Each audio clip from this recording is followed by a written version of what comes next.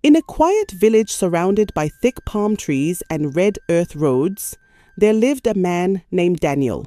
He was a tall, strong man with kind eyes and a voice as deep as a talking drum.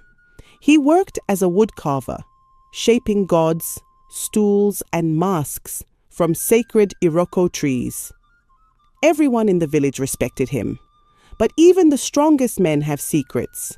Daniel's secret lived under his own roof. His wife, Sarah. Sarah was beautiful. Her skin glowed like oiled mahogany, and her laughter could chase away bad spirits. But oh, she talked too much. From the moment the cock crowed until the moon rose, Sarah's mouth never rested. Daniel, I told you, don't put the spoon inside the soup bowl like that. Daniel, your wrapper is dragging on the floor again. Daniel, why do you always come back smelling like smoke and sawdust? He would just smile and nod. Yes, my queen. But what troubled Daniel deeply wasn't her talking. It was her silence. At night, when they lay together as husband and wife, Sarah became quiet, completely quiet. Not a sound, not a whisper, not even a breath of pleasure. Daniel tried everything. He spoke softly to her. He held her tenderly. He even sang old love songs his grandfather used to sing to his grandmother. Still, silence. Was she pretending? Was she angry with him? Did she feel nothing for him? One night, he turned to her and asked gently, Sarah, do you feel anything when we lie together? She blinked slowly and gave him that usual smile. You worry too much, Daniel. You're a good man. But Daniel wasn't satisfied. That night, as she slept beside him, he stayed awake. He turned his back facing the cracked mud wall, pretending to snore. That was when he heard it. He turned slowly. Sarah was sitting up in bed, her shoulders shaking, but she wasn't crying in pain. Her face was glowing. She was smiling, smiling through her tears. Tears of joy. Daniel didn't understand. Why cry when she never made a sound when it mattered most? What was she hiding? The next night, he pretended to fall asleep again. This time, she stood up from bed and tied a white wrapper around her chest. Her face was calm, almost peaceful. Then, she opened the back door and stepped into the dark forest path behind their compound. Daniel's heart pounded like village drums during a festival.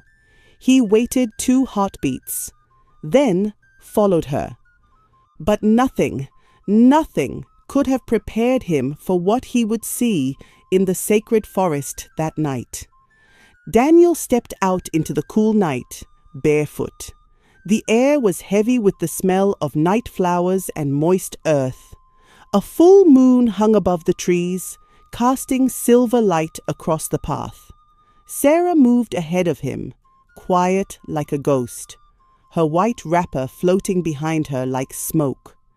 He followed carefully, hiding behind trees and bushes. His heart beat so loud, he was sure she would hear it. But Sarah didn't look back. She walked deeper into the forest, the part elders warned young men never to enter after dark. That was where spirits danced and the wind could speak. Suddenly, she stopped. They had reached the old stone circle, a place where the ground itself felt alive. It was a sacred grove, guarded by ancient beliefs. Daniel had passed it many times, but never dared go inside. Only women went there, old women, priestesses, or those in mourning. Sarah stepped into the circle, raised both hands, and whispered something Daniel couldn't hear. Then, out of the shadows, they came. Women, 5 of them, dressed in flowing white, faces covered in sacred chalk. They emerged from the trees like spirits, silent, graceful. They began to hum, low, deep, haunting, a sound that stirred Daniel's bones. Sarah knelt before them. One of the women placed her palm on Sarah's head. Another poured something, water, or maybe oil, over her back. Then the oldest woman, tall with grey locks that reached her waist, began to speak. "You have kept the silence, my daughter. You have kept the promise." Sarah nodded, even when it hurt.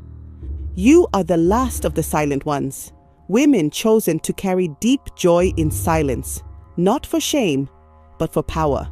Pleasure is not only in sound. Some feel too deeply to speak." Daniel's eyes widened. "What does that mean?" "Have you told him?" the old woman asked. "No," Sarah whispered. "He thinks I feel nothing, but I feel everything, more than he knows."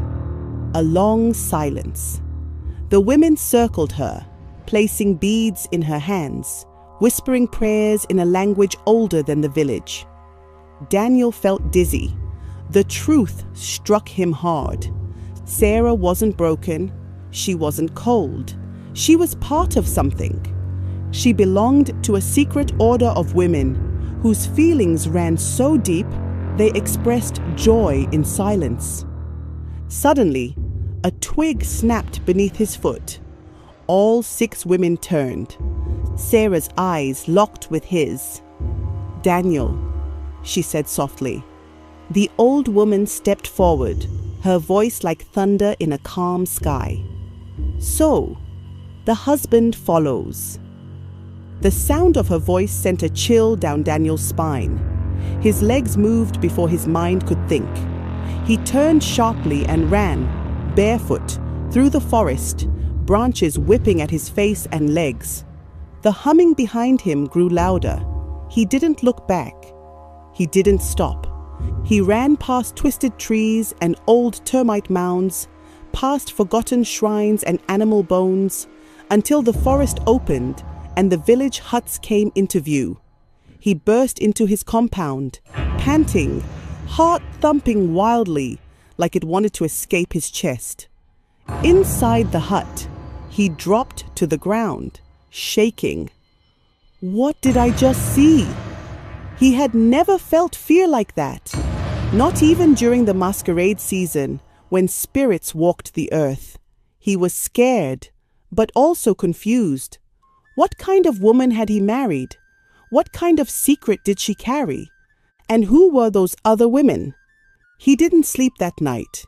He sat with his back against the wall, eyes wide, listening to every sound the wind brought.